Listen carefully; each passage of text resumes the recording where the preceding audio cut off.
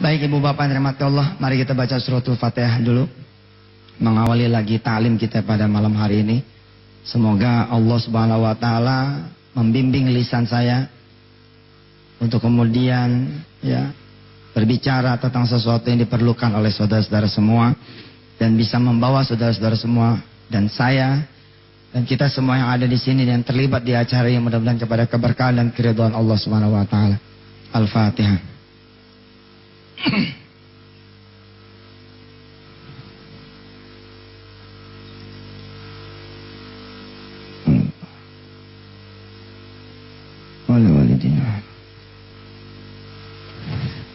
Saya mengenal Al-Quran, Pak Rektor, sebagai sesuatu yang sifatnya kuantum. Ya, sebagai sesuatu yang sifatnya kuantum. Ada ayat pertama di dalam surah Al-Isra. Subhanalladzi asra bi'abdihi laylan minal masjidil harami ilal masjidil aqsa. Alladzi barakna haulahu linuriyahu min ayatina innahu huwas sami'ul basir. Lama saya merenung gitu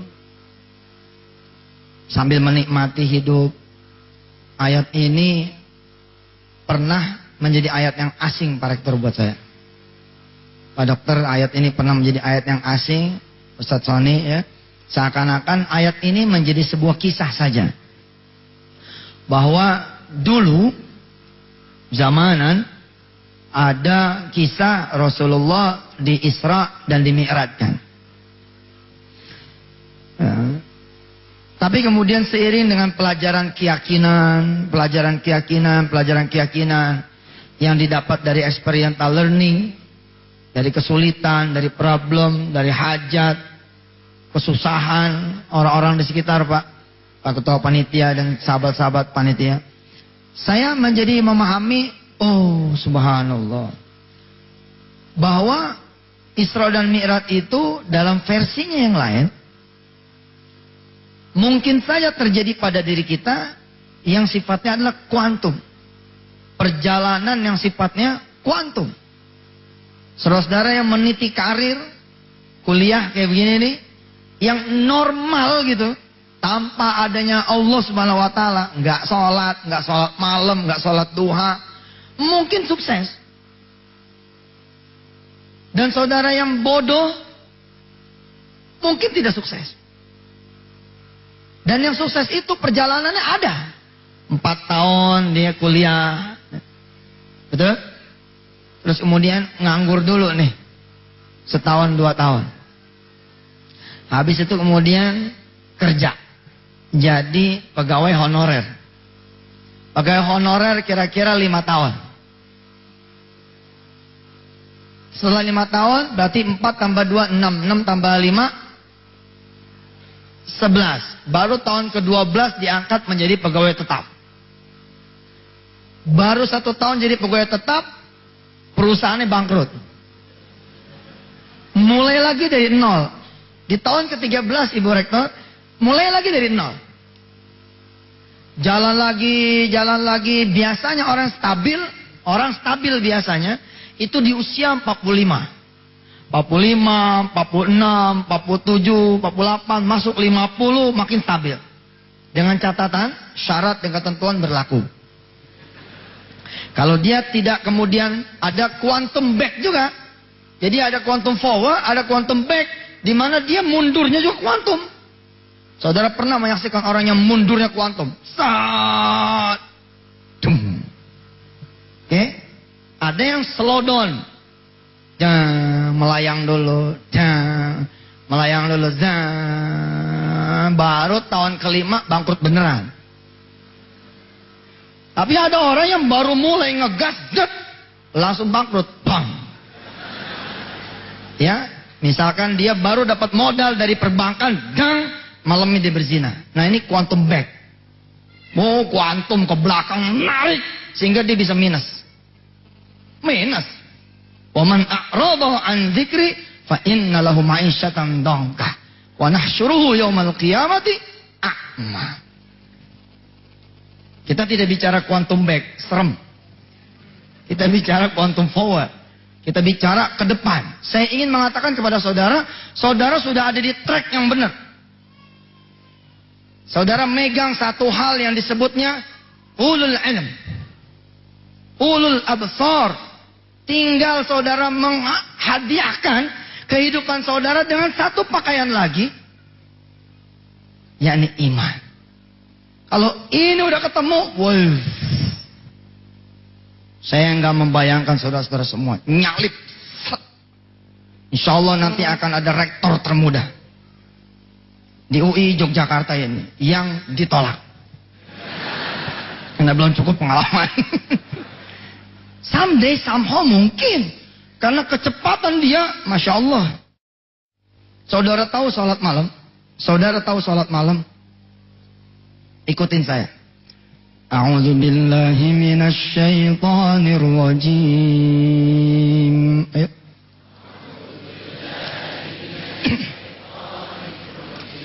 Bismillahirrahmanirrahim. Aqimis salata lidulukis syamsi ila ghasaqil laili wa qur'anal fajr inna qur'anal fajri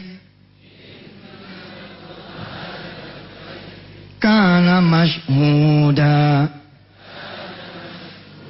wa minal laili fatahajjad bihi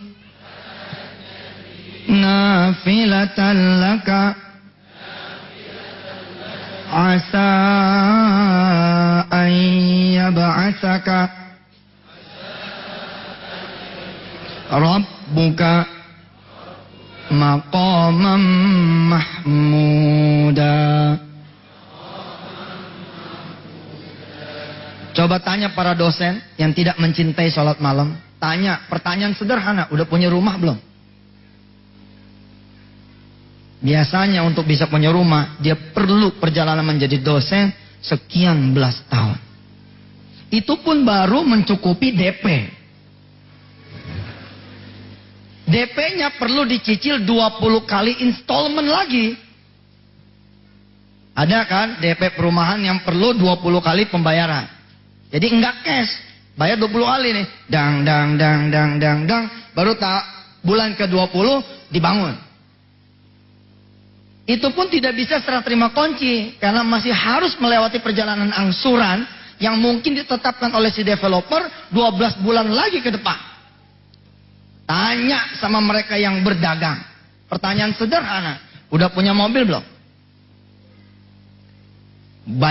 Kebanyakan kalau dia starting from zero, dia baru memiliki mobil di tahun ke-8, 9, 10. Saudara, Al-Quran mengajarkan ilmu kuantum.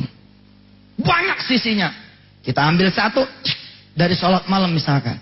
Saudara sholat malam sekali itu sudah mempercepat langkah saudara. Mungkin yang hitungannya harusnya 1 tahun, di-achieve dalam tempo mungkin hanya 10 hari. Yang mestinya baru dicapai dalam tahun ke-10, tapi bisa dicapai hanya dalam tahun ke-2. Tapi sayang, Al-Quran sudah banyak di luar sana yang meninggalkan. Maka saya bangga, teramat bangga, bila kemudian Pak Rektor mengatakan bahwa dibuka kesempatan beasiswa kepada penghafal-penghafal Al-Quran sampai S3 di UII. Tadi ini bukan obrolan baru nih, udah obrolan dari pas 2 bulan yang lalu. Ketika ketemu dengan beliau, bangga ketika orang lain meninggalkan Al-Quran, lari tunggang langgang, gak mau. Tapi ini 22.000 mahasiswanya kemudian diperkenalkan lagi dengan gagasan UII mengaji. Subhanallah. Ini ilmu kuantum. Saya memulai perjalanan mengenal Al-Quran. Telat. 98 saya baru berkenalan ulang dengan Al-Quran. Berkenalan ulang 98. Saya menyia-nyiakan ketika saya kuliah. Saya selama kuliah plus yang namanya ngaji Al-Quran boleh dibilang nol. Wallahu a'lam bishawab. Ketika kemudian saya meninggalkan Al-Quran, kehidupan saya bukan naik, tapi mundur, minus. 98 saya sadar-sadar utang udah segunung. Utang udah segunung. Tapi Masya Allah, ketika saya berkenalan lagi dengan Al-Quran, di dalam penjara kecil, di dalam kamar kecil, kamar tahanan, karena tidak ada kegiatan, saya ambil Al-Quran. Saya hafalin Al-Quran. Alif Lam Mim. Dzalikal kitabu la raiba fihi hudan lil muttaqin. Alladzina yu'minuna bil ghaibi wa yuqimunas salata wa mimma razaqnahum yunfikun. Saya mulai tuh masukin Quran tanpa sadar ke dalam diri saya. Dang, subhanallah. Utang 1,4 miliar tahun 2006 selesai. 98 ke 2006, kira-kira perjalanan berapa tahun? Perjalanan 8 tahun. 1,4 miliar dibagi 8 tahun. Saat itu loh ya. 1,4 miliar dibagi 8 tahun. Lalu saya bandingkan ketika saya mengejar dunia tanpa Quran. Nothing. Gak ada apa-apa. Tahun 2008 saya megang duit cash 2 miliar rupiah. Luar biasa sih. Sampai saya bercanda sama istri saya. Ini duit yang dipakai dulu, kita aurin di atas kasur, kita tidur.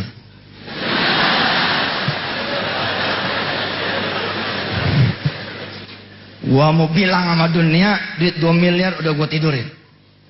Alhamdulillah nggak kesampean. Karena duitnya digital, adanya di bank. Saya melihat, saya bilang, wow, luar biasa nih Quran. Ketika saya ngopenin Quran, pekerjaan saya ngajar ngaji, pekerjaan saya kemudian mendorong orang mengaji, pekerjaan saya adalah mencari ke dalam Quran, lalu mengeluarkan apa yang saya cari, yang saya dapatkan, lalu mengajak orang tadabbur Quran, menyiarkan terus. Subhanallah. Ada pekerjaan-pekerjaan kecil yang Allah sebut lisa'yiha radiyah. Ada orang yang kerjanya bukan main, 24 hours, 24 jam, tapi hasilnya habis. Tapi ada orang-orang yang sederhana gitu, kerjanya tak dapat. Dapat. Kenapa? Lisa'yiha radiyah. Perjalanan saya perhatikan itu, subhanallah. 2 miliar di tahun 2008, 2006. Saya lunasi utang-utang 1,4 miliar rupiah. Sisa 600 juta. Ternyata saya melakukan kuantum yang berikutnya. Kuantum di dalam Al-Quran ini banyak sekali. Asra bi'abdihi laylan. Allah punya kemampuan untuk mempercepat perjalanan seorang hambanya yang mestinya menjadi jenderal hitungan belasan tahun. Ada seorang jenderal yang kurang dari 10 tahun. Amazing. Ada orang yang belum waktunya pergi haji, tapi malah dia bisa memberangkatkan haji seluruh keluarganya. Ada yang begitu. Belum waktunya. 600 juta. Saya tanya istri saya, gimana nih? Waktu itu saya jadi bintang iklan termahal tahun 2006. Ada yang meminta tanda tangan kah? Dulu salah satu bukan kompetitor sih. Ya artinya ada orang lain yang jadi bintang iklan. Saat itu yang lagi ngetopnya Dian Sastro. Saya waktu itu ngeliat gini ya. Gila gue pakai Quran nih, gak pakai muka. Pakai Quran, gak pakai wajah. Gak pakai paha. Paha saya gak laku. Bebulu. Gak mulus. Ya pakai Quran aja. Ya Allah salam. Dia dibayar 900 juta. belum termasuk agensinya, belum masuk PPN-nya, belum termasuk PPH-nya. Yusuf Mansur 2 miliar cash, semua diurus sama si bank yang memakai saya. 600 juta saya tanya istri saya, gimana dek? 600 juta mau kita bangun rumah, mau kita beli mobil, tapi apa kata istri saya? Kasih kepada Allah. Wow, ternyata di dalam Al-Quran ini ilmu kuantum yang berikutnya nih. Ini ilmu kuantum yang berikutnya. Ngasih 1.000, jang, jadi 10.000. Ngasih 10.000, jang, jadi 100.000. Dan kalau Allah berkehendak, ila sab'i mi'ati dhi'fin, sampai 700 kali lipat. Kalau kebetulan ya Allah benar-benar lagi berkehendak membayar sampai 700 kali lipat, saudara yang punya duit 1 juta malam ini jang dikeluarkan 700 juta. Nyari di mana, usaha di mana yang sifatnya kuantum bisnis? Di mana ada orang yang kemudian dagang dengan modal 1 juta, oke, becoming 700,000 jadi 700 million, jadi 700 juta. Di mana? Di mana? Hanya Allah yang punya matematika ini, dan itu adanya di dalam Al-Quran. 600 juta saya lewatin, istri saya lewatin. Hatta istri saya menulis dalam diari beliau. Apa beliau tulis dalam diari beliau? Subhanallah, terima kasih ya Allah dapat duit 2 miliar. Selesai sudah hutang-hutang suami saya. Tapi istri saya bercanda, suami saya enggak menyisakan emas walau segram pun. 2 tahun berikutnya saya beli helikopter. 2 bulan berikutnya Allah beri kemampuan saya finansial yang bagus sekali, saya bisa beli helikopter. Nggak tanggung-tanggung, 2 saya beli. Saya kemudian pulang dari Malaysia, bener-bener bawa helikopter 2 yang pakai remote.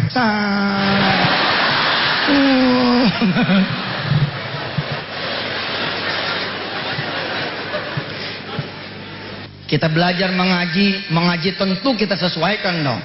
Yang namanya kita kampus, orang intelektual punya, tentu bukan cuma kita mengaji tok. Kita mengaji juga isinya, mengaji juga maknanya, mengaji juga kehidupannya. Saya ingin menyajikan sebuah cerita kepada saudara-saudara semua. Ada orang yang bodoh, nggak dapat kesempatan, ya kuliah. Tapi masya Allah, dia punya dunianya dalam waktu kurang dari 3 tahun. Lalu bagaimana saudara yang menggenggam dunia? Bagaimana saudara kemudian yang mengenal ilmu? Kenapa kok berjalannya jadi tertatih-tatih? Ayo lulus tahun 2000, 2005 ada yang belum kerja. Di mana yang salah? Lalu kemudian jadilah the loser. Oh, ini pemerintah nih. Oh, saya dulu belajar di kampus yang semua menyalahkan orang lain, padahal dia yang salah. Sepanjang menjadi mahasiswa, hitung berapa kali sholat subuh berjamaah di masjid. Hitung. Allah yang membuat kalian semua. Allah yang membuat saudara-saudara semua berkesempatan kuliah di saat orang lain menangis kepengen kuliah. Tapi yang pertama kali dilupakan justru adalah Allah Subhanahu wa ta'ala. Lihat lagi kemudian perilakunya. Tangan kemudian malah di kampus megang tangan yang bukan muhrimnya. Asik aja lepas dari orang tua, nggak ada yang perhatiin. Padahal Allah melihat. Saking dia adalah yang maha, Wallahu ra'ufum bil ibad. Dia nggak pernah kecewa. Tapi kalau kita boleh visualkan, tentu Allah kita sakiti hatinya. Saya suka ngasih solusi. Lema anak-anak kampus pada pengen pacaran, sudah pergi bawa triplek. Naik motor berdua, taruh triplek. Pergi ke mall berdua, pergi, sono, bawa sarung tinju.